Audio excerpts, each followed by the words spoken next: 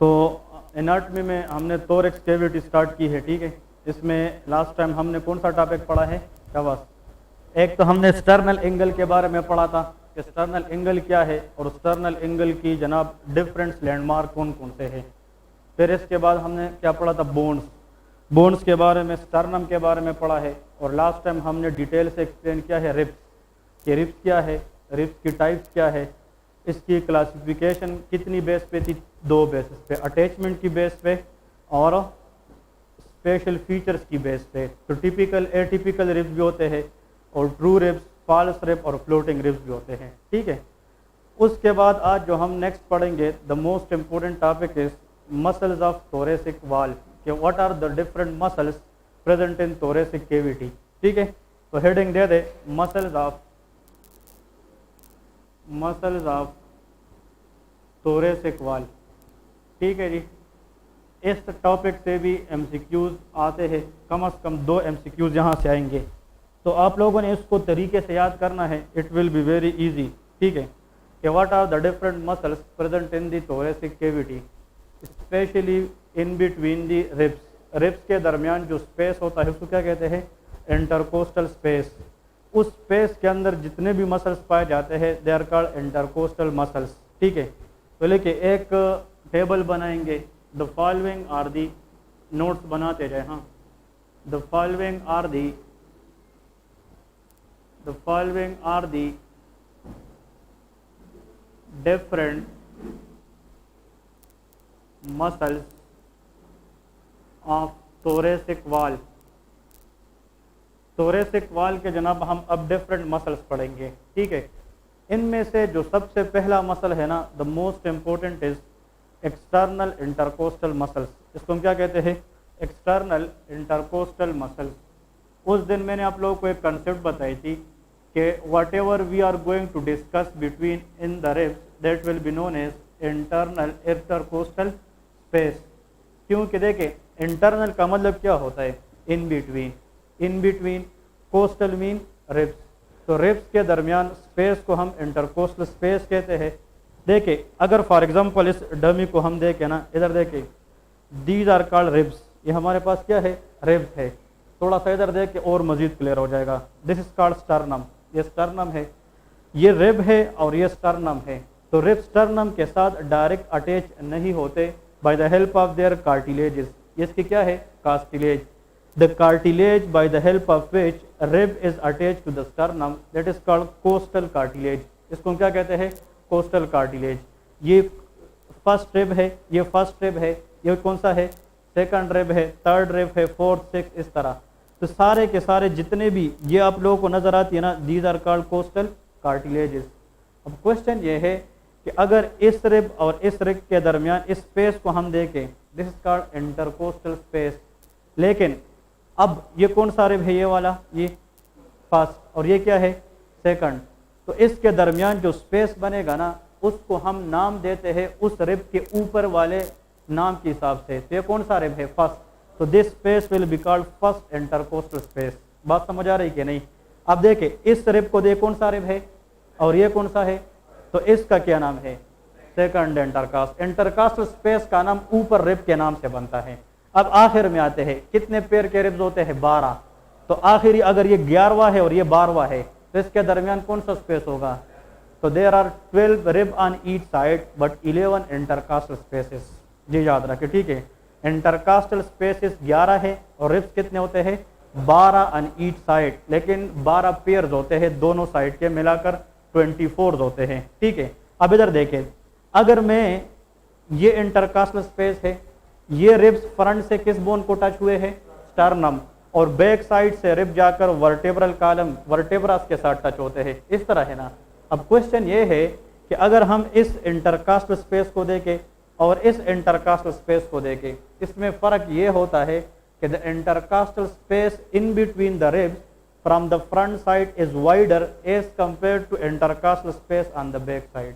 जो back side के intercostal space है वो नैरो होती है, लेकिन जो रिब के दरमियान स्पेस होते हैं फ्रंट में वो वाइडर होता है। इसकी एक क्लिनिकल डिफरेंस है। दूसरी बात, बहुत इंपॉर्टेंट बात यह है, इधर देखें कि इन रिब्स के दरमियान जो मसल्स अरेंज हुए हैं ना, उसको हम इंटरकास्टल मसल्स कहते हैं। वो जनाब मेनली 3 होते हैं। कितने? 3। इधर देखिए, इस मार्कर को देखिए, एक मसल ऐसा पड़ा होता है, फॉर एग्जांपल ये एक मसल है, इस तरह पड़ा होता है, तो ये सबसे बाहर होता है, तो एक्सटर्नल इंटरकास्टल मसल होगा। फिर इसके बाद एक होता है, उसको इंटरनल इंटरकास्टल मसल कहेंगे, और फिर एक सबसे अंदर की तरफ होता है, उसको इनरमोस्ट इंटरकास्टल मसल कहते हैं। तो how many intercostal muscles are there? 3। जल्दी बताएं, नाम कौन कौन से है? एक्सटर्नल है, इंटरनल है और इनरमोस्ट है। क्लियर है? अब इन तीनों को हम देखेंगे कि उसकी ओरिजिन क्या है, इन तीनों की इंजर्शंस क्या है, और इन तीनों की नर्व सप्लाई क्या है, और इसकी एक्शंस क्या है, वो सारे के सारे हम मिलाकर इस टॉपिक में पढ़ेंगे। दूसरी बात याद रखें कि जब हम सांस लेते हैं ना, हम सांस लेते हैं तो हम थोरेसिक कैविटी को वाइडर बनाते हैं, इसलिए ताकि लंग्स एक्सपांड हो जाए और हम मैक्सिमम एयर को इन कर सके। और जब हम सांस छोड़ते हैं, एक्सपायर करते हैं, तो हम थोरेसिक कैविटी को स्क्वीज करके सरफेस एरिया को कम करके मैक्सिमम कार्बन डाइऑक्साइड को बाहर निकालने की कोशिश करते हैं। तो इसका मतलब सांस लेने के दौरान जो रिब है इट इज़ गो फॉरवर्ड, और सांस छोड़ने के दौरान रिब गो बैकवर्ड इंटीरियरली। इस रिब को बाहर पुश करने के लिए जो मसल हमें चाहिए, they are called intercostal muscles. तो ये मसल्स इनडायरेक्टली इंस्पायरेशन के दौरान the whole diameter of thoracic cavity will increase. और ये क्वेश्चन एफसीपीएस में अभी इस साल भी आया था कि which one of the following muscle is required to increase the antero posterior diameter of the thoracic cavity during inspiration. The chief muscle was external intercostal muscle. याद रखिए, इंटरकास्टल मसल नाम पे कितने हमने पढ़े? तीनों के तीन ये काम करते हैं, लेकिन the major one 80% role played by external intercostal. और ये आप लोगों को बार बार एमसीक्यूज में मिलेगा। इंटरनल और innermost they help the function of external intercostal, लेकिन प्राइमरी जो काम करने वाला होगा वो कौन है? External intercostal. ठीक है, जिस एरिया से मसल निकलेगा उसको ओरिजिन कहते हैं, जिस एरिया पे जाकर मसल खत्म होगा उसको इंजर्शन कहते हैं। तो अब लेके ओरिजिन, इस एक्सटर्नल इंटरकास्टल मसल की ओरिजिन क्या है, ये कहाँ से निकलेगा, और फिर बाद में हम इसकी इंजर्शन भी पढ़ेंगे कि भाई intercostal muscle which is external ये जाकर कहाँ पे ख़त्म होगा। ठीक है, बहुत आसान कंसेप्ट है, आप लोगों ने उसको समझने की कोशिश करना है। देखें यहाँ पे, इधर देखें, ये अगर थर्ड रिब है ना, थर्ड रिब, तो ये कौन सा है? तो इसके दरमियान मसल है कि नहीं? इंटरकास्टल। इधर भी है, इधर भी, सब रिब्स के दरमियान क्या होता है? मसल्स, और that should be external intercostal muscle.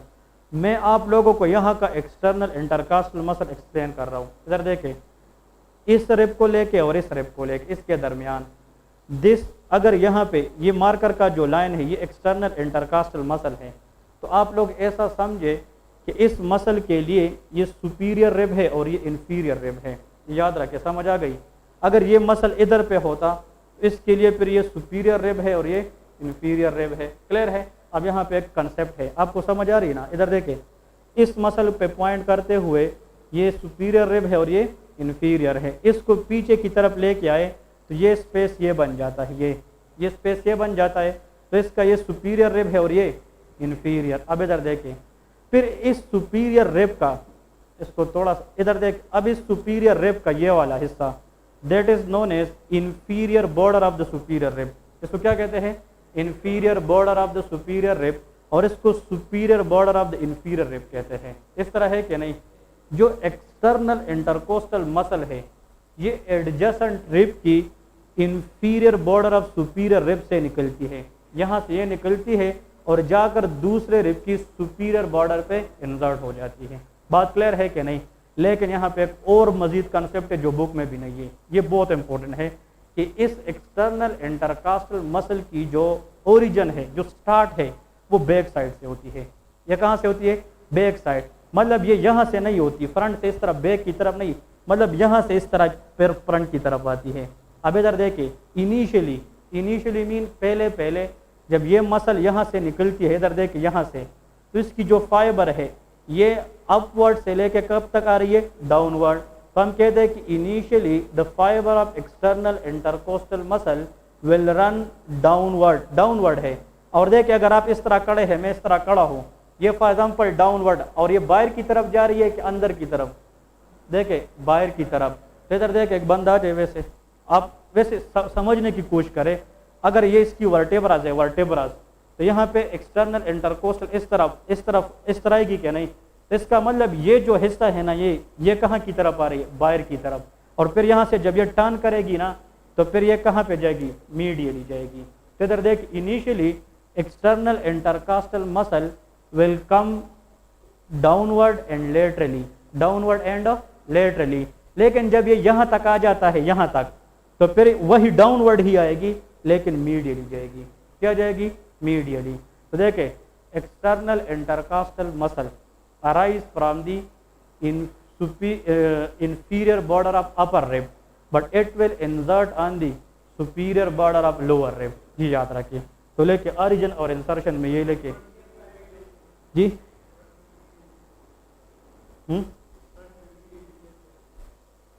मतलब यहाँ से ये फाइबर है ना, ये बस इस तरह गई है ना, इस तरह यहाँ पे इस तरह जा रही है, इस तरह फॉर एग्जांपल यहाँ तक आ जाती है।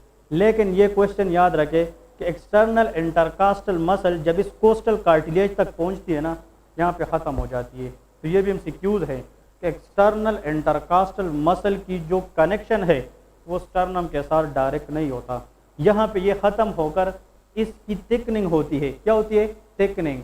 Thickening of the muscle is called aponeurosis. इसको क्या कहते हैं, एपोन्यूरोसिस। और वो थिकनिंग यहाँ पे एक पर्दा बनाती है, मेम्ब्रेन बनाती है, जो एक्सटर्नल इंटरकास्टल मसल को किसके साथ मिलाएगी, स्टर्नम के साथ। तो ये फ्रंट में मेम्ब्रेन बन गया या बैक में, इसको इंटीरियर एक्सटर्नल मेम्ब्रेन कहते हैं। जो इंटीरियर एक्सटर्नल इंटरकास्टल मेम्ब्रेन उसको कहते हैं। नाउ क्वेश्चन ये है कि जब एक्सटर्नल इंटरकास्टल मसल को हम देखते हैं, ये बात सुन ले, ये फ्रंट से मजबूत होगा कि बैक से, कि बैक साइड से मजबूत हो, क्योंकि बैक से तो खुद मसल है, लेकिन फ्रंट में आकर यहाँ पे ख़त्म हो जाता है। लेकिन एक छोटी सी मेम्ब्रेन के जरिए फिर ये किसके साथ टच है, स्टर्नम के साथ टच है। ये एमसीक्यूज आता है, ठीक है। तो अगर मैं एक सेंटेंस कहूँ, external intercostal muscle is not directly connected to the sternum from the front, it is connected by the help of a membrane known as interior external intercostal membrane. Clear है। तो इसकी ओरिजिन लेके, origin आप लोग खुद बताए कहाँ से निकलेगी, इंफीरियर या lower border of superior rib, और इंजर्शन इसकी कहाँ पे होगी, superior border of lower rib पे। तो लेके शाबाश, ओरिजिन बहुत आसान है, इसको ज़हन में रखते हुए इसकी ओरिजिन लिखना है। तो आप लोगों ने यहाँ पे इसकी inferior border of upper rib, superior border of lower rib, ठीक है। ये इसकी जनाब क्या है, इंजर्शन है और ओरिजिन है। बुक में कॉपी पेस्ट इसी तरह लिखा है, ठीक है। लेकिन यहाँ पे आप लोगों ने एक पॉइंट लिखना है, note this muscle mainly originate from back side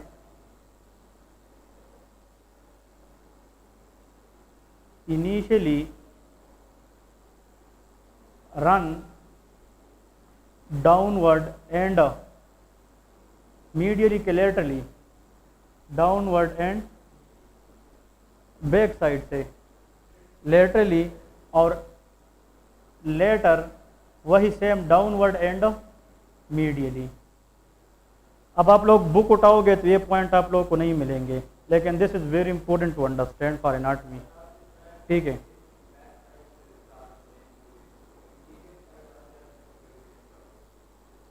interior side,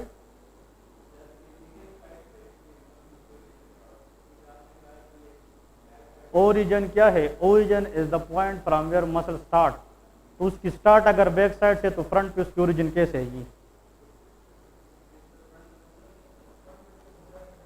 front पे उसी तरह इंसर्शन के लिए उस यहाँ से अगर ये स्टार्ट है तो इस तरह नीचे आएगी ना, इस तरह, और फ्रंट पे आकर इस रिब के, अगर यहाँ से ये आ रही तो इस रिब के सुपीरियर बॉर्डर पे ख़त्म हो जाएगी। तो फ्रंट पे उसकी इंसर्शन स्ट्रांग होती है, लेकिन बैक से उसकी ओरिजिन स्ट्रांग होती है। क्लियर है ना।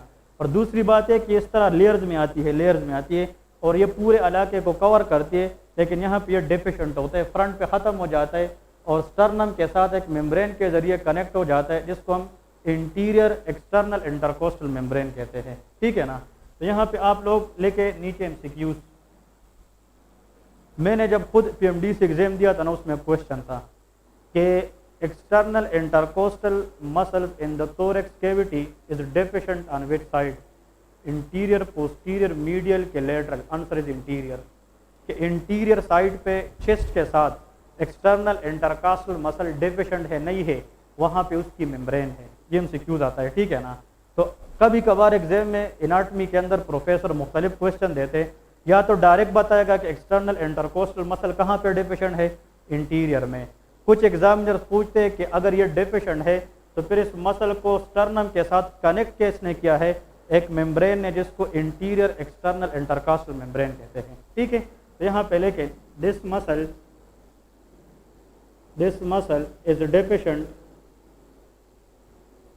deficient in the front and connect with sternum। ये लिखते जाए भाई, ये अपने नोट्स बनाओगे तो बाद में बहुत आसान होगा। By membrane known as what, interior, या इसको इंटीरियर इंटरकोस्टल मेम्ब्रेन भी बस सिंपली कहते हैं। लेकिन इंटीरियर इंटरकोस्टल मेम्ब्रेन हमेशा किस चीज़ की पिनोरिस से बनता है, एक्सटर्नल इंटरकोस्टल मसल से बनता है। ठीक है। ओके जी, इस मसल के बारे में नेक्स्ट लिखे, नर्व सप्लाई। इस मसल को नर्व सप्लाई कहाँ से मिलती है, याद रखें, this muscle is innervated by a nerve known as intercostal nerve. The nerve in between intercostal space is called intercostal nerve. तो यहाँ पे आप लोग लेके इंटरकोस्टल नर्व, ये इसकी नर्व सप्लाई है। फिर जनाब यहाँ पे इसकी एक और एमसीक्यू देखे, इसका है फंक्शन लेके एक्शन, कि what is the action of external intercostal muscles. तो आप लोगों को तो पहले से बता चुका हूँ, it help in the elevation of rib to increase the diameter of thoracic cavity during inspiration। किसके जरिए, इंस्पायरेशन के दौरान। जब हम ऑक्सीजन लेते हैं ना, तो हमें चाहिए कि हम लंग्स को मैक्सिमम एक्सपांड करें ताकि ज़्यादा से ज़्यादा एयर आ जाए। तो इस रिब को बाहर एलिवेट करने में किस मसल का काम है, external intercostal muscle. So this help in elevation of rib to increase the anteroposterior diameter। Antero mean sternum है, पोस्टीरियर मीन वर्टेब्रास है, तो दोनों साइड से पूरा डायमीटर क्या हो जाता है, बढ़ जाता है। Anteroposterior diameter of what, thoracic cavity. और वो आप लोगों को पता है, for the purpose to come more air during inspiration. मुझे एक सीनियर ने बताया था कि इस दफ़ा जो FCPS एग्जाम हुआ था ना, उसमें स्पेसिफिक क्वेश्चन था कि which of the following muscle in thoracic cavity will maximally dilate या increase the diameter of thoracic cavity. The answer was external intercostal muscles. Basic हमेशा बेसिक होते हैं, ये आप लोगों को भी एग्जाम में आ सकता है, आगे भी आ सकता है, बेसिक होता है। इंटरनल और जो एक होते हैं ना MCQ और एक होते हैं बेसिक्यू, इसमें फ़र्क है। MCQ वो होता है ना कि चारों में से एक आंसर होता है, बेसिक्यू होता है ना मोस्ट लाइकली, मतलब ये कि उन चारों में से चार उसके साथ लगते हैं, लेकिन फिर मोस्ट लाइकली एक जो आंसर उसको सपोर्ट करता है उसको बेसिक्यू कहते हैं। अगर एक एग्जाम में आ जाए ना कि कौन सा मसल है जो थोरेसिक कैविटी की डायमीटर को बढ़ाने का काम करता है, तो सारे इंटरकोस्टल मसल, लेकिन उसमें बेसिक्यू के लेवल पर कौन सा फिर इंपॉर्टेंट है, एक्सटर्नल इंटरकोस्टल मसल। ये पॉइंट याद रख लेना, ठीक है। और एक्सटर्नल इंटरकोस्टल मसल की बस ये आप लोग एनाटॉमी, इसका मेन MCQs वो है कि डायमीटर को बढ़ाता है। दूसरा MCQs ये है कि जनाब ये मसल पीछे से स्टार्ट होता है और आकर फ्रंट पे इंसर्ट हो जाता है, और पीछे से डाउनवर्ड लेटरली आता है, फिर यहाँ से डाउनवर्ड मीडियली जाता है। और ये मसल फ्रंट पे स्टर्नम के साथ डायरेक्टली अटैच नहीं है, बल्कि एक एपोन्यूरोसिस या मेम्ब्रेन के जरिए अटैच है, जिसको इंटीरियर इंटरकोस्टल मेम्ब्रेन कहते हैं। क्लियर है। नेक्स्ट मसल आप लोग लिखे इंटरनल इंटरकोस्टल मसल। इसके बाद जो मसल आएगा इंटरनल इंटरकोस्टल मसल, ये भी इम्पोर्टेंट है एक लिहाज से, ठीक है, कि इसके बारे में हमने जनाब अब पॉइंट्स देखने हैं कि ये किस लिहाज से बहुत इंपॉर्टेंट है। अब इधर देखिए, इसकी जो ओरिजिन है ना वो फ्रंट से होती है। अब इसका अपोजिट है, इसकी ओरिजिन मेनली किस रिब से होती है, फ्रंट से, और इस तरह जाकर कहाँ पे इंसर्ट हो जाता है, बैक में। बिल्कुल इसकी अपोजिट है। लेकिन इधर देखिए, अगर ये रिब्स है, ये फ्रंट, तो ये रिब जाकर यहाँ पे ये बैक भी है ना, लेकिन जो इंटरनल इंटरकोस्टल मसल है इसकी ओरिजिन इंसर्शन बिल्कुल सिमिलर है, like the origin insertion of external intercostal. लेकिन अगर एक मसल है वो यहाँ से निकला है, that is called inferior border of the upper rib, और इसकी इंसर्शन किसकी तरफ आई है, superior border of the lower rib, लेकिन उसकी जो रूट से जो इंसर्शन ओरिजिन है वो कहाँ से है, फ्रंट से है, तो इंटरनल इंटरकोस्टल होगा। लेकिन अगर सेम ओरिजिन इंसर्शन हमें बैक से स्टार्ट हो जाए तो एक हुआ एक्सटर्नल इंटरकोस्टल। बात क्लियर है कि नहीं। एक और आप लोग कैसे याद करोगे, इधर देखिए, अगर ये डमी है, ये बॉडी है फॉर एग्जांपल, तो ये चेस्ट स्टर्नम है ना, कोई भी चीज़ बॉडी से अवे, ये क्या है, बाहर की तरफ एक्सटर्नल है और अंदर की तरफ क्या है, इंटरनल है। तो अब मुझे ये बताए कि ऐसा ये बैक साइड है, बैक, इससे अगर हम कोई चीज़ जो है ना स्टार्ट करें तो ये बॉडी से किधर लेके जाएगा, इस तरह अवे एक्सटर्नली। लेकिन body toward the body internal side से कौन स्टार्ट होगा, इंटरनल इंटरकास्टल। तो मीडियली बॉडी से एक्सटर्नल इंटरनल स्टार्ट होगा और बॉडी के बैक अवे से कौन स्टार्ट होगा, एक्सटर्नल होगा। बात क्लियर है कि नहीं। अब इधर देख एक और पॉइंट, तो इसकी ओरिजिन क्या है, सेम, कॉपी पेस्ट, क्या बताएं, lower border of upper rib और superior border of lower rib. लेकिन ये रिब इनिशियली ये मसल ये डाउनवर्ड इस तरह जाएगी कना, डाउनवर्ड बाहर की तरफ लेटरली, लेकिन फिर बाद में डाउनवर्ड मीडियली जाएगी। मतलब ये डाउनवर्ड क्या है, लेटरली है, और जब यहाँ तक आते हैं तो फिर डाउनवर्ड मीडियली जाएगी। क्लियर है। इस मसल का मेन फंक्शन क्या है, this is a helper muscle for the external intercostal muscle. मतलब ये एक्सटर्नल इंटरकास्टल मसल को सपोर्ट करता है, उसको हेल्प करता है कि भाई ये ज़्यादा से ज़्यादा डायमीटर को क्या कर सके, इंक्रीज कर सके। यहाँ पहले के ओरिजिन आता हूँ पहले ये लेके पॉइंट बाय पॉइंट लेके आगे चलते, शाबाश। पहले लेके inferior border of the rib above and superior border of the rib below. तो इसकी भी सेम, बिल्कुल same, ji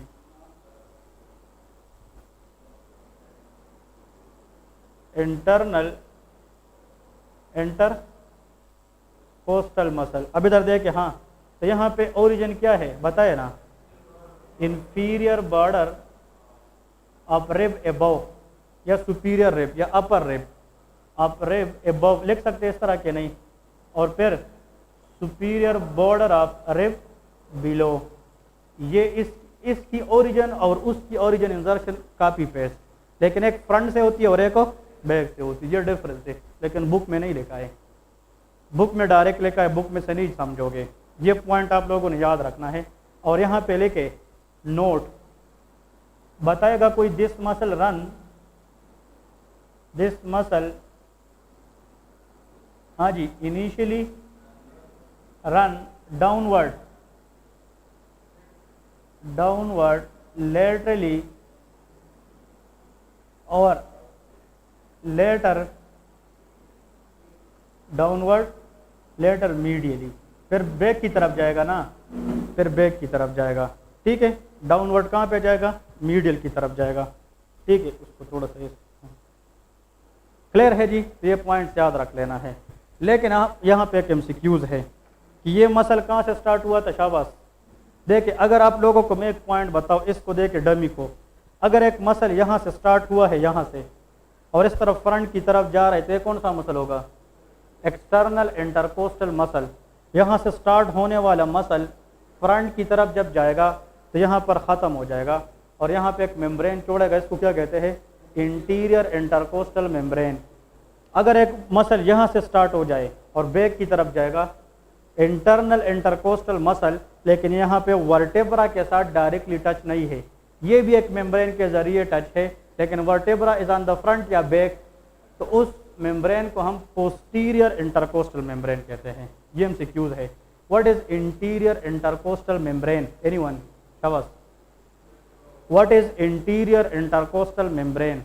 it is a membrane front in the thoracic cavity where external intercostal muscle connect to the sternum। अगर ये MCQs आ जाए कि what is posterior intercostal membrane, it is the membrane lies on the back of the thoracic cavity where internal intercostal muscle connect with vertebral column। अब ये point समझ आ गई कि नहीं? ये बहुत इंपॉर्टेंट है।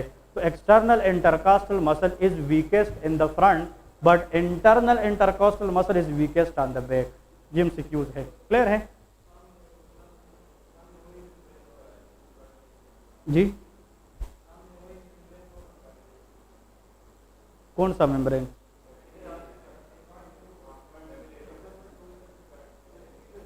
साहब उसके पोस्टीरियर, ये तो इंटरनल है ना, इस मेम्ब्रेन के पीछे से स्टार्ट होगा, लेकिन इसकी मेम्ब्रेन जब ये जाएगी ना, ये एक्सटर्नल इंटरकोस्टल के बैक पर, जहाँ पे डायरेक्ट में स्किन के बाद फेशिया, फेशिया के बाद मेम्ब्रेन नहीं है, एक्सटर्नल इंटरकास्टल मसल होंगे, फिर इंटरनल इंटरकास्टल मसल की पोस्टीरियर मेम्ब्रेन आएगी।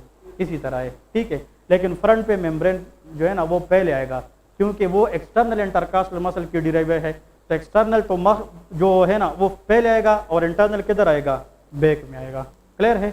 अब इधर देखिए, इसकी ये MCQ समझ आ गया कि नहीं? हाँ जाम, आप लोगों को समझ आ गया? ओके।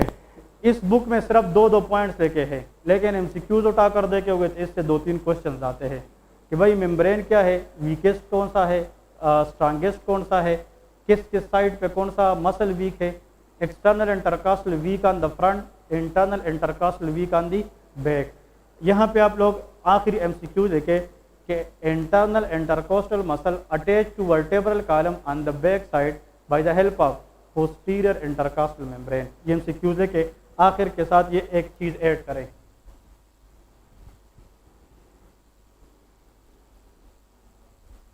यहाँ पे लेके MCQs।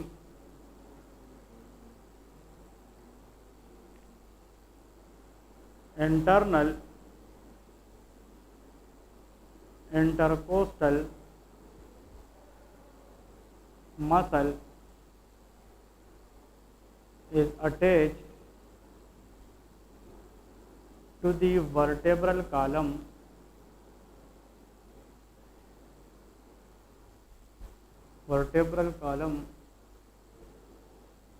with the help of posterior intercostal membrane।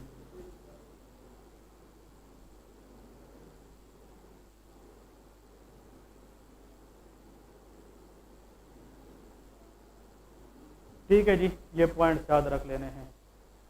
सही है, ओके।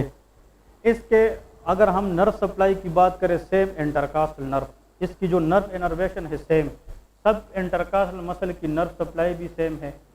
तो they all are innervated by intercostal nerve. और यहाँ पे लेके action, this muscle facilitate the action of external intercostal muscle. ये मसल जो एक्सटर्नल इंटरकोस्टल मसल की काम है ना, उसको क्या करता है? फैसिलिटेट करता है। तो इसका इनडायरेक्टली मतलब ये है कि ये भी डायमीटर को बढ़ाने में हेल्प करता है, ठीक है। So it help or facilitate the action of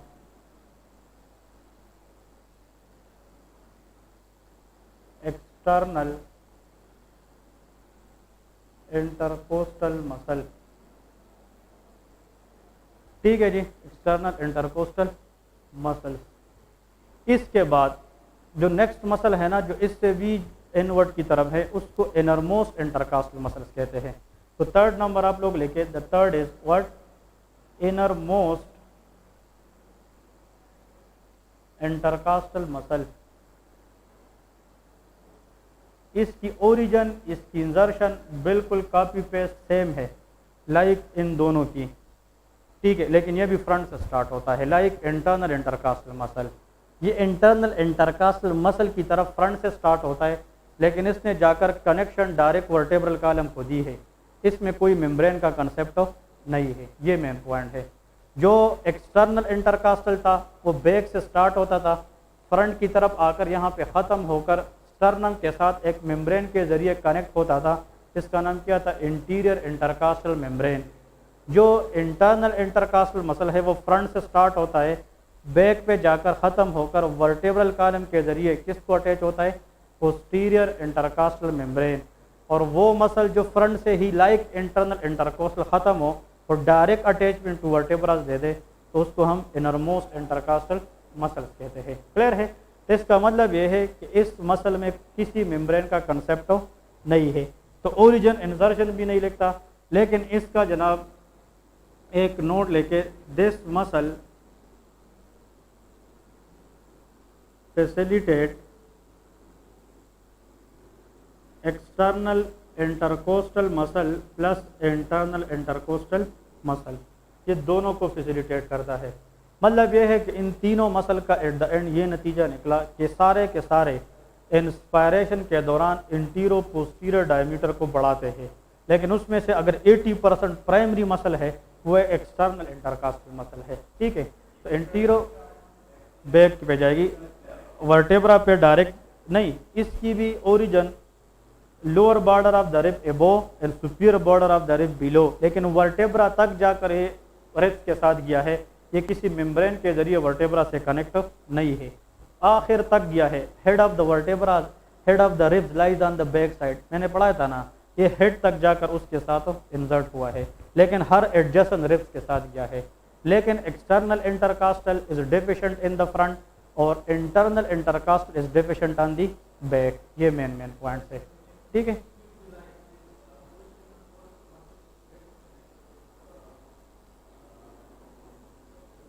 innermost intercostal muscles, ये क्वेश्चन आ भी सकता है, लेकिन it is not that much hit MCQs, but आने पे अगर आ गया तो answer will be innermost intercostal muscles. ठीक है, तो ये क्वेश्चन आप लोगों ने याद रखने हैं। ठीक है, इसके बाद अब आते हैं जनाब एक और मेन पॉइंट की तरफ कि हर दो रिब्स के दरमियान जो स्पेस है ना, उसको तो हमने नाम दिया है इंटरकोस्टल स्पेस।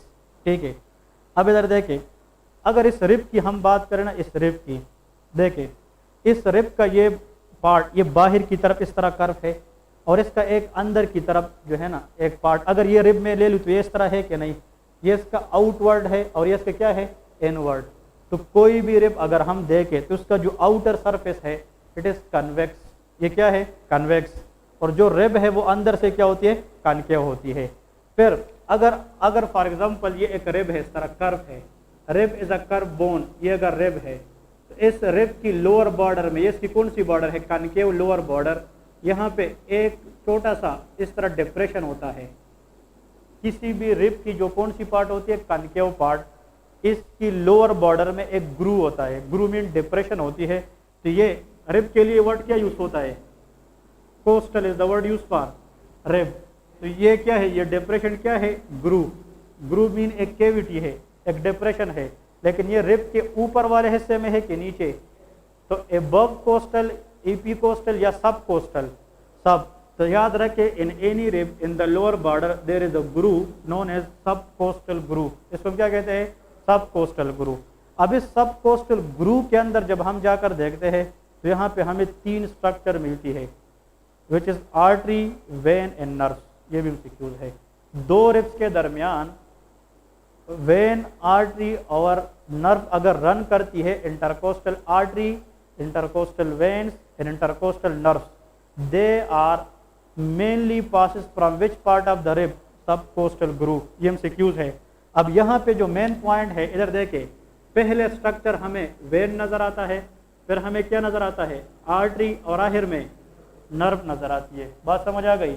इसलिए इसकी अरेंजमेंट को वेन कहते हैं। When, when, intercostal when, intercostal artery and intercostal nerve, ये सब कोस्टल ग्रुप के अंदर पाई जाती है।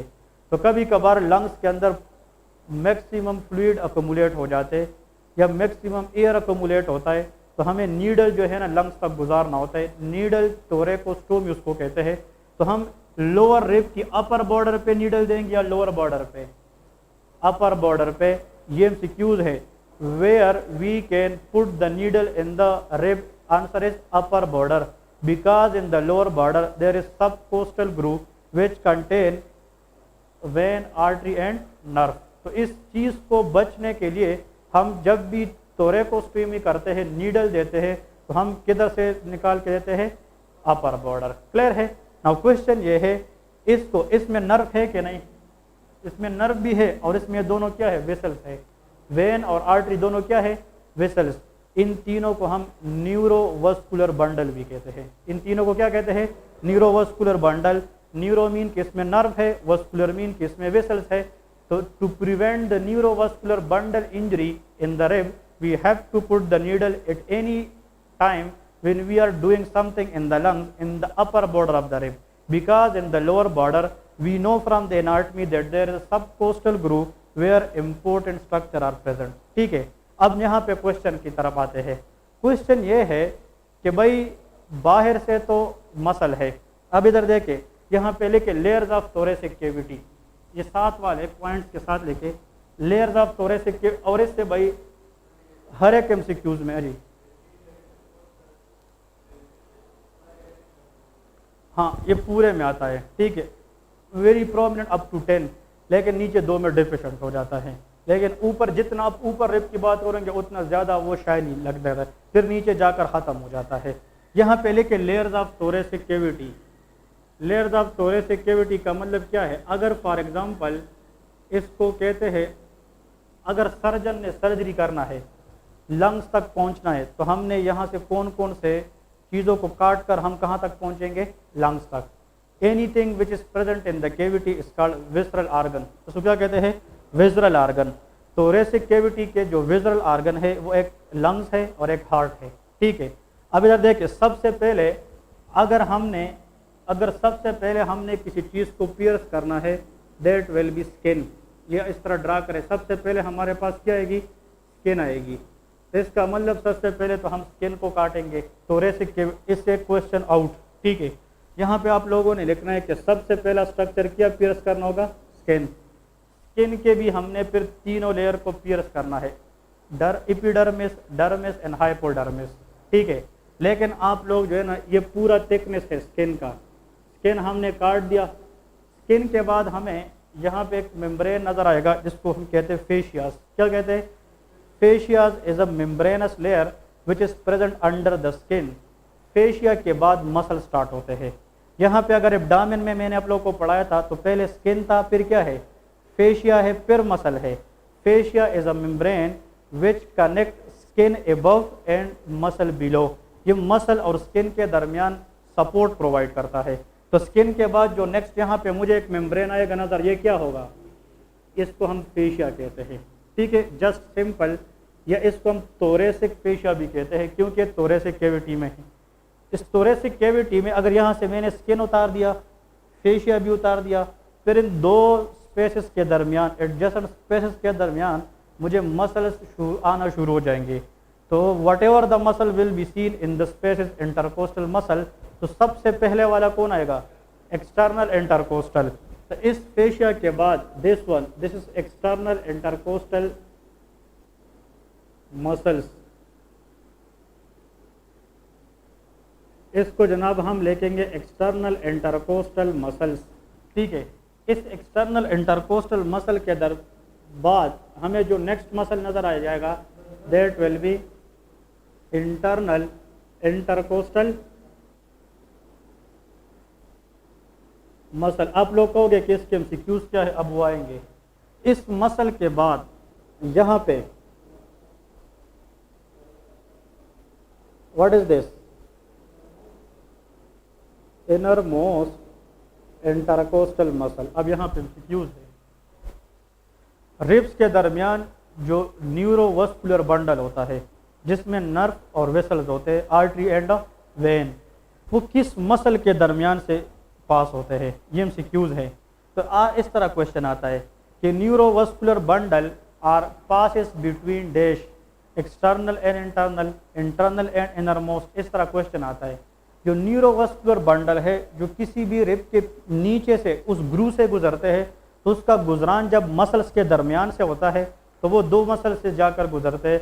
It is between internal intercostal and innermost, and this is the out MCQs question. तो इसका मतलब ये है कि यहाँ पे मुझे वेन, आर्टरी और नर्व नज़र आएगी, वेन, आर्टरी एंड नर्व। तो क्वेश्चन ये है कि जब सर्जन इस मसल को एलिवेट करता है, उसको उठाता है, तो उसके बाद उसको तीन स्ट्रक्चर नज़र आना शुरू हो जाता है, और वो ये न्यूरोवास्कुलर बंडल होता है। उसको थोड़ा सा ख्याल से साइड पे करना है, वरना पेशेंट को ब्लीडिंग भी हो सकती है अगर ये कट जाए, और अगर ये कट जाए तो नर्व इंजरी भी हो सकती है।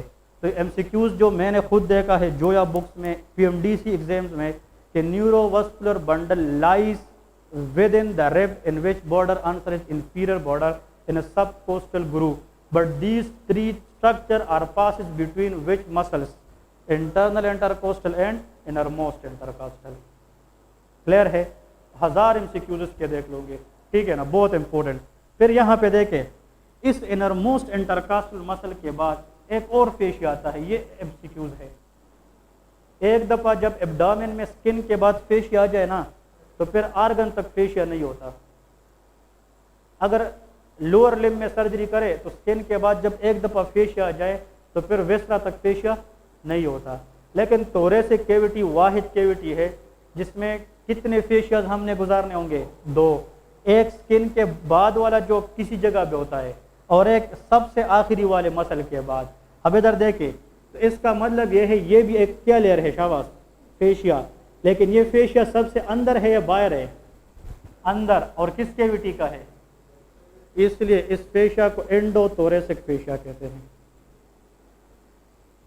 एंडोथोरेसिक fascia, endo mean inside, thoracic cavity, thoracic. तो ये भी एमसीक्यूज है। अब एमसीक्यूज आ रहा हूँ कि क्या है। इस फेशिया के बाद हमें एक कवरिंग नजर आती है which surround the lungs, that is pleura. इसको क्या कहते हैं? प्लूरा। हम कहते हैं the covering which surround the lungs is called pleura. अब इधर देखें, अगर मैं यहाँ पे एक लंग ड्रा करूँ, for example this is lung, ये लंग है। अगर इसको मैं ऐसे ड्रा करूँ, ये कितने लोब बन गए? ये राइट लंग है। और अगर 2 लोब बनाऊँ तो फिर लेफ्ट लंग है। इस तरह है ना। अगर ये लंग है, इस लंग के बिल्कुल आउटर सरफेस पे इसके साथ जुड़ा हुआ एक कवरिंग होता है, दैट इज कॉल्ड प्लूरा। इसको क्या कहते हैं? प्लूरा। और इससे एक बाहर इस तरह होता है, इसको भी क्या कहते हैं? प्लूरा। इसका मतलब ये है कि how many pleuras are surrounding the lungs? 2। कितने? 2। एक वो प्लूरा जो लंग से बाहर है, एक वो प्लूरा जो लंग्स के साथ अटैच है। तो इसको आउटर प्लूरा और इनर प्लूरा कहते हैं। लेकिन वो प्लूरा जो बिल्कुल लंग्स के साथ ही अटैच हो, उसको हम विजरल प्लूरा कहते हैं। इसको क्या कहते हैं? विजरल मीन इनर को कहते हैं ना, विजरल आर्गन या visceral pleura. The pleura which is intact with the lungs is called visceral pleura. और वो प्लूरा जो लंग से बिल्कुल बाहर है, इसको हम पैराइटल प्लूरा कहते हैं। ये नाम सुना है कि नहीं? That is called which pleura? Parietal pleura. और ये पैराइटल प्लूरा और विजरल प्लूरा एक दूसरे से भी थोड़ा सा फासले पे होता है, तो इसके दरमियान स्पेस होता है कि नहीं? And that is called pleural space, that is called pleural space. और excess air in this space is pneumothorax, excess fluid in this space is pleural effusion. ये हम पैथोलॉजी में पढ़ेंगे। लेकिन pleural space is a space between parietal pleura and visceral pleura. अब MCQs ये है कि व्हाट इज एंडोथोरेसिक फेशिया? क्या? Endothoracic fascia, it is the fascia which separate innermost intercostal muscle from parietal pleura of the lung। ये MCQs है। ये MCQs आता है। इधर देखिए कौन सा मसल है और ये कौन सा प्लूरा है, और इसके दरमियान द फेशिया विच सेपरेट या the fascia which present in between parietal pleura and innermost intercostal muscle, इसका endothoracic fascia. What is the significance? फायदा क्या है? फायदा ये है कि भाई अगर ऊपर से बहुत ज़्यादा जोर भी आ जाए तो लंग्स को डैमेज होने के चांसेस ज़्यादा होंगे, और लंग्स अगर गए तो इंसान 2 मिनट भी ज़िंदा नहीं रह सकता, क्योंकि ऑक्सीजनेशन नहीं होगी। इसलिए अल्लाह ताला ने ये फेशिया रखा है। अगर ऊपर से ज़ोर बढ़ भी जाए या किसी को नाइफ से मारा भी जाए ताकि ये किसी हद तक इस लंग्स को पंक्चर करने से बचा सकें। So this fascia provide extra support to the lung. ये लंग को क्या प्रोवाइड करता है? Extra support and extra protection. ये प्रोटेक्शन प्रोवाइड करता है। तो एमसीक्यूज भाई ये कॉमन एमसीक्यूज है। इसको कहते हैं how a surgeon will reach from skin up to the what? Lungs. ये स्किन से लेके लंग्स तक लेयर है। तो सबसे पहले स्किन आएगा, फिर फेशिया आएगी, फिर हाँ जी तीन इंटरकास्टल मसल्स आएंगे। इन तीनों में से किन दो के दरमियान न्यूरोवस्कुलर बंडल होगा? इंटरनल और इनर मोस्ट। इसके बाद फिर endothoracic fascia, parietal pleura, parietal visceral pleura, pleural space और लंग विसरा। ठीक है। अगर ये हम हार्ट पे बात ले जाए तो एंडोथोरेसिक फेशिया के बाद parietal pericardium, visceral pericardium, pericardial cavity और हार्ट। इसका मतलब वो पेरिकार्डियल कैविटी में होता है, लेकिन उसमें एंडोथोरेसिक फेशिया नहीं होता, वो डायरेक्ट मसल के बाद कैविटी है। लेकिन लंग्स को हमेशा सपोर्ट किया है किस फेशिया ने? एंडोथोरेसिक फेशिया। लेकिन हार्ट को हम अलग पढ़ेंगे, उसमें थोड़ा सा डिफरेंस है, लेकिन we are focusing mainly on the lungs first, क्योंकि इसकी मसल्स हमने पढ़े हैं। ठीक है। तो ये लेयर सबको समझ आ गए कि नहीं? मेरे लिए दो एमसीक्यूज क्वेश्चन है कि भाई न्यूरोवस्कुलर बंडल किन दो मसल के दरमियान से गुजरते हैं? इंटरनल और इनर मोस्ट। और प्लूरल पैराइटल प्लूरा और इनर मोस्ट के दरमियान फेशिया कौन है? एंडोथोरेसिक फेशिया है। क्लियर है? ओके जी। अब हमने मसल्स ऑफ थोरेसिक वॉल में कितने पढ़े? शाबाश। How many muscle we study? 3। कौन कौन से? एक्सटर्नल इंटरकोस्टल, इंटरनल इंटरकोस्टल और इनर मोस्ट इंटरकास्टल मसल। आखिर में but not the least is one of the chief respiratory muscle also known as diaphragm. ये क्या है? डायफ्राम है। Diaphragm is also muscle which is present at the inferior border of the lungs. ये lungs के lower border पे होते हैं और ये चीफ रेस्पिरेटरी मसल कहलाते हैं। अगर ये पैरालाइज हो गए तो इससे इंसान की डेथ हो सकती है। तो डायफ्राम पे हम डिस्कस अलग करेंगे, लेकिन इस लिस्ट के साथ सिर्फ ऐड कर दे ताकि आप लोगों को पता हो कि this is also one of the muscle present in the thoracic cavity. ठीक है। वरना ये वैसे मसल है इसके नीचे एब्डोमेन है और ऊपर थोरेसिक कैविटी है। ये एक जंक्शन मसल है। ये थोरेसिक कैविटी को डिफरेंशिएट करता है किससे? एब्डोमिनल कैविटी से। डायफ्राम की origin is very very very important. Even आप लोग जाकर जिसने पीएमडीसी की भी है ना, they will don't know, because very important. ठीक है। और ये लोग छोड़ देते हैं। डायफ्राम एक ऐसा मसल है जिसकी ओरिजिन 3 जगहों से होती है। कितनी जगहों से? 3 जगहों से। अगर एक फॉर एग्जांपल ये पॉइंट ए है, point B and point C, 1 2 3, यहाँ से एक फाइबर निकला है, यहाँ से निकला है और यहाँ से निकला है, और इन तीनों फाइबर ने जाकर आखिर पे एक जगह पे जाकर ख़त्म हुए हैं। ऐसा मसल जिसकी ओरिजिन 3 हो लेकिन they have a same common insertion, that will B diaphragm. वो डायफ्राम है। तो डायफ्राम की जो ओरिजिन है वो कितनी है? 3 है, लेकिन उसकी इंसर्शन 1 होती है। ठीक है। 3 क्या है? कौन कौन सी है? कमिंग क्लास में इसके बाद एक्सप्लेन करता हूँ, लेकिन इस क्लास में लेके 3 ओरिजिन, 3 नंबर्स। अब वो 3 नंबर्स क्या है वो मैं पढ़ा रहा हूँ नेक्स्ट क्लास में कि वो कौन कौन सी है और उसको आप लोगों ने किस तरह समझना है। लेकिन एक पॉइंट याद रखें, डायफ्राम की एक कनेक्शन आती है स्टर्नम से। कहाँ से? स्टर्नम। और स्टर्नम के सबसे लोवेस्ट पार्ट से, जिसको हम ज़िफॉइड प्रोसेस कहते हैं। Xiphoid process is a part of sternum, इसलिए उस ओरिजिन को हम स्टर्नल ओरिजिन कहते हैं। क्या कहते हैं? Sternal origin. एक ओरिजिन डायफ्राम की रिब्स के साथ होती है, उसको कोस्टल ओरिजिन कहते हैं। क्या? कोस्टल। और एक डायफ्राम इस तरफ बैक साइड पे जाकर लंबर वर्टेब्रास के साथ अटैच होता है, उसको वर्टेब्रल ओरिजिन कहते हैं। तो ये 3 चीज़ें आप लोगों ने सिर्फ याद रखनी है, फिर मैं एक्सप्लेन करूंगा। वर्टेब्रल ओरिजिन के अंदर 2-3 एमसीक्यूज आते हैं अलग। ठीक है। लेकिन diaphragm arises from how many origin? 3। First one is sternal origin, bracket में ज़िफॉइड प्रोसेस मेनली। ठीक है। लेकिन ज़िफॉइड प्रोसेस की ये फ्रंट साइड है और ये क्या है? बैक। इस डायफ्राम की जो ओरिजिन है on xiphoid process, it is from the back side. ये कहाँ से आती है? Back side. तो बैक साइड पे एक मसल की ओरिजिन है, वो डायफ्राम ही है। डायफ्राम को और किसने अटैचमेंट दी है? रिब्स ने। उसको कोस्टल ओरिजिन कहते हैं। और आखिर में जनाब इसको कहाँ से ओरिजिन मिला है? वर्टेब्रा से, लंबर वर्टेब्रा से, उसको वर्टेब्रल ओरिजिन, और स्पेसिफिकली उसको हम लंबर ओरिजिन कहते हैं, क्योंकि वर्टेब्रास तो बहुत है, थोरेसिक, लंबर, सैक्रल, लेकिन जो स्पेसिफिक वर्टेब्रास है वो लंबर है, इसलिए बैक साइड ओरिजिन को हम लंबर ओरिजिन भी कहते हैं। लेकिन जहाँ पे ये डायफ्राम जाकर ख़त्म होता है, इंसर्ट, एक टेंडन होता है, उसका एक नाम है tendon, and the name of the tendon is central tendon. Central tendon is the common site where diaphragm will be inserted. बस ये इसकी इंसर्शन है। ओरिजिन 3 है और इंसर्शन कितनी है? 1 है, दैट इज सेंट्रल टेंडन है। अब इसके बाद जनाब इस तरफ ये याद रखें, डायफ्राम के लिए the nerve supply is phrenic nerve. कौन सी नर्व है? Phrenic nerve. ये बहुत बहुत इंपॉर्टेंट एमसीक्यूज है। Phrenic nerve is a nerve which will innervated which structure? Diaphragm. ठीक है जी, ये प्रीनिक नर्व सप्लाई करती है। Intercostal muscles were intercostal nerve, लेकिन diaphragm is a chief primary respiratory muscle which is innervated by phrenic nerve. अब इधर देखें, बैक साइड पे सर्वाइकल वर्टेब्रास है कि नहीं? अब इधर देखें, अगर C1, C2, C3, C4, C5 इस तरह फिर स्टार्ट होगा।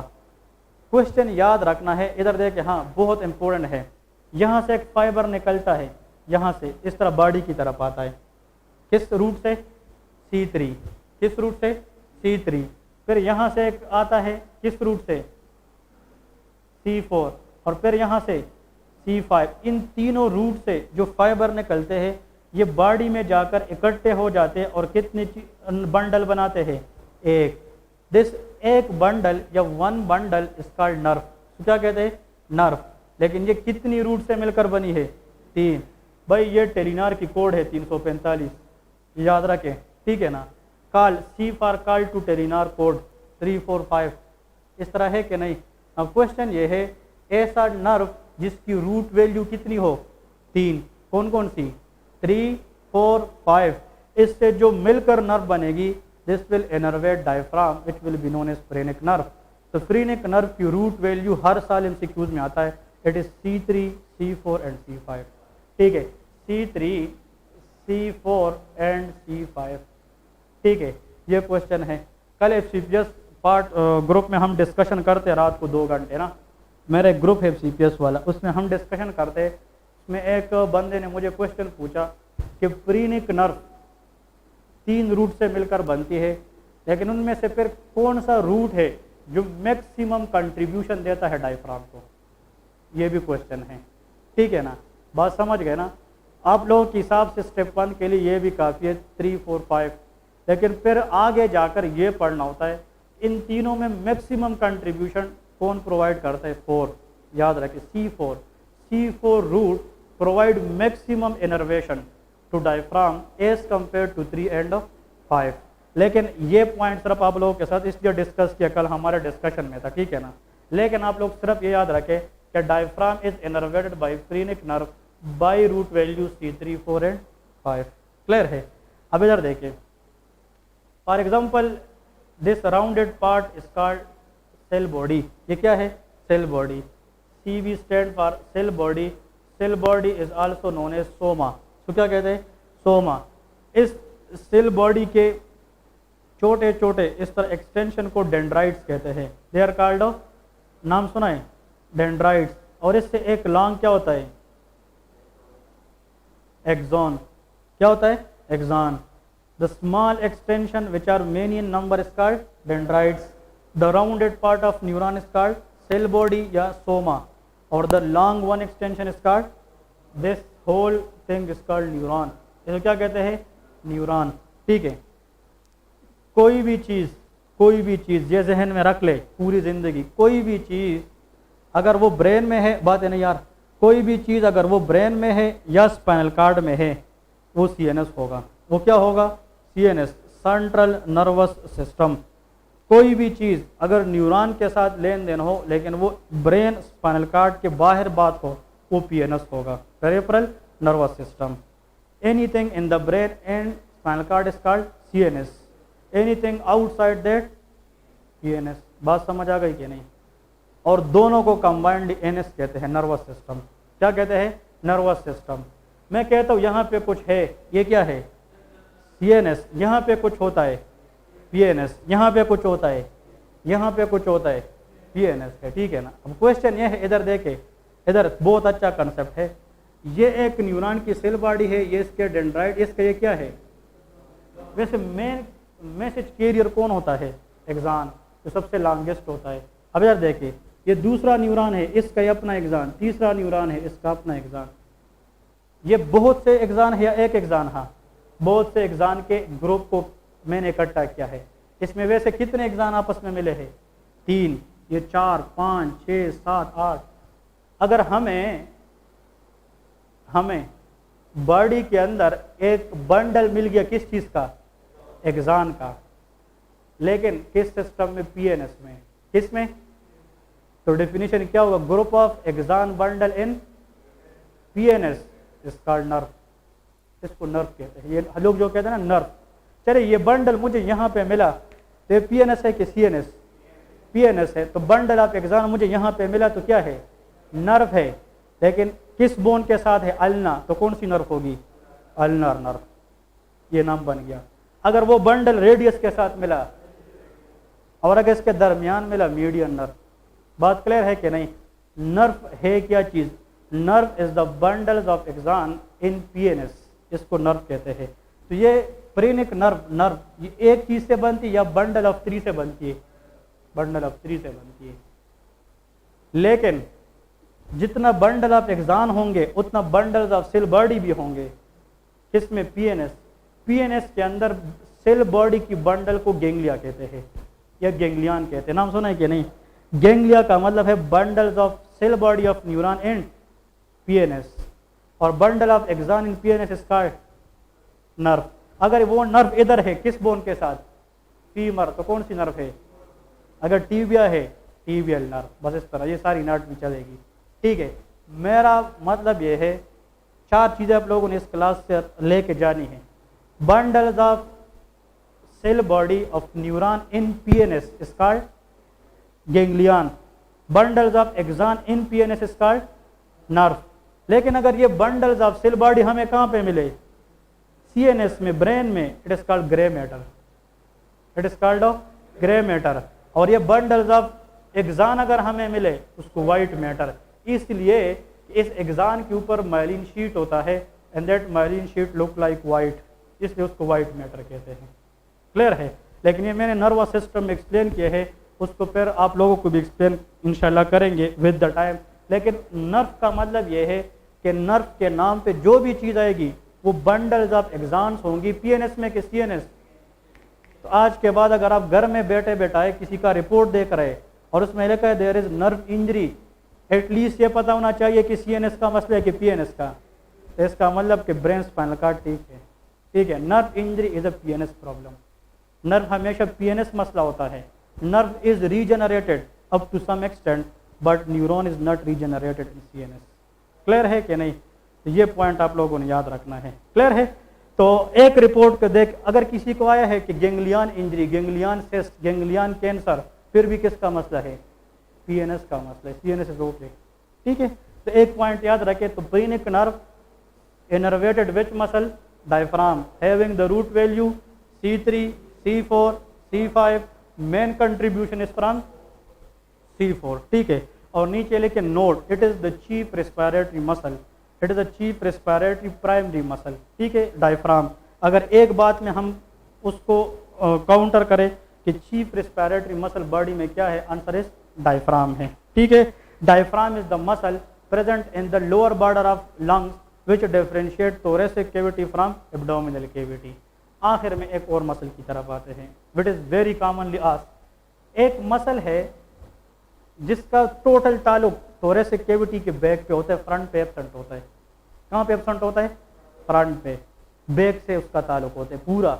लेकिन उस मसल का भी thoracic कैविटी के ऊपर बैक साइड से ऑक्सीजन लेने के दौरान कुछ ना कुछ काम होता है, वो भी रिप को एलिवेट करने की काम करता है। That is known as anyone, नहीं, एक मसल है जो thoracic कैविटी का बंदा है, लेकिन उसका टोटल इंजर्शन ओरिजिन किस साइड तक महदूद है, बैक साइड तक। That muscle is known as levator costarum muscle. ये लिखें, लेविटर कोस्ट्रम मसल, इसके नीचे लिखे this muscle help in the elevation of rib during inspiration but this muscle wholly solely limited on the back side of thoracic cavity. ये जितने भी muscle हमने पढ़े ये फ्रंट पे भी है बैक पे भी है, लेकिन ये सिर्फ कहाँ पे है, बैक साइड पे है। अब आप लोग कहोगे कि भाई इसका फ़ायदा क्या है, ये मसल अगर ना भी होना फिर भी इंसान मरता नहीं है, इंसान जिंदा होता है, क्योंकि चीफ रेस्पिरेटरी मसल क्या है, डायफ्राम है ना। ये मसल ना होने के दौरान भी हम मर नहीं सकते। लेकिन आप लोग कहोगे पर सर इसका मतलब क्या है, फ़ायदा क्या है? इसका फ़ायदा तब है जब लंग्स में कोई फ्लूइड हो, प्लूरल इफ्यूजन जिसको कहते हैं, या लंग में कोई एयर हो जिसको नीमोथोरेक्स कहते हैं, वो हमने नीडल यहाँ पे पुट करके निकालना होगा। एमसीक्यूज ये आता है when we put a needle in thoracic cavity, तो हम फ्रंट से पुट करते हैं या बैक से, front toward the lateral side, यहाँ से लेटरली साइड से, तो लेकिन फ्रंट पे होता है ना। एमसीक्यूज ये है कि अगर एक बंदे को हमने लंग से फ्लूइड निकालने हैं या एक बंदे के लंग से हमने एक्सेस ऑफ एयर निकालनी है, all muscles of thoracic cavity will be pierce, उसके से जाना पड़ेगा except one muscle of thoracic cavity levator costarum, because it is not lies in the front, it is lies on the back side. इसका ये MCQs है, ठीक है ना। तो अगर आप लोगों को फिर बाद में एमसीक्यूज आएगा, ठीक है, ये क्वेश्चन ये वाला भाई पढ़ेगा, ये क्वेश्चन इन लोगों को पढ़ा है 47, ये क्वेश्चन हर साल आता है 47 नंबर, शाबाश। देखिए while passing a needle, point को सुन ले, वाइल पासिंग अ नीडल, हाँ हाँ हाँ,